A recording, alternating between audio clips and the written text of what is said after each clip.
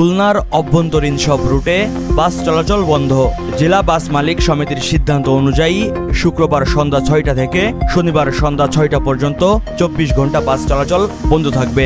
তবে কী কারণে বাস চলাচল বন্ধ থাকবে সে ব্যাপারে বাস মালিক সমিতির নেতারা সুনির্দিষ্টভাবে কিছু বলেননি। খুলনা জেলা বাস মিনিবাস মালিক সমিতির যুগ্ম সম্পাদক আনোয়ার হোসেন জানান, তারা শুনেছেন শনিবার খুলনায় বিশৃঙ্খলা হতে পারে, সে কারণে ২৪ ঘন্টা বাস চলাচল বন্ধ রাখার সিদ্ধান্ত নেওয়া হয়েছে। খুলনা মোটর বাস মালিক সমিতির সভাপতি আব্দুল গফফার বিশ্বাস জানান, বাস চলাচল বন্ধ থাকবে, তবে কী কারণে তা তিনি বলতে পারবেন না। অপরদিকে খুলনা মহানগর বিএনপির সভাপতি নজরুল ইসলাম মঞ্জু বলেন, শনিবার বেলা ৩টায় নগরীর মহারাজ চত্বরে বিএনপির সমাবেশ আয়োজন করা হয়েছে। ওই সমাবেশে যেন মানুষ আসতে না পারে এবং সমাবেশকে বাধাগ্রস্ত করতে পুলিশ বাস মালিক সমিতি ও পরিবহন শ্রমিক নেতাদের চাপ দিয়ে বাস বন্ধ করে দিচ্ছে।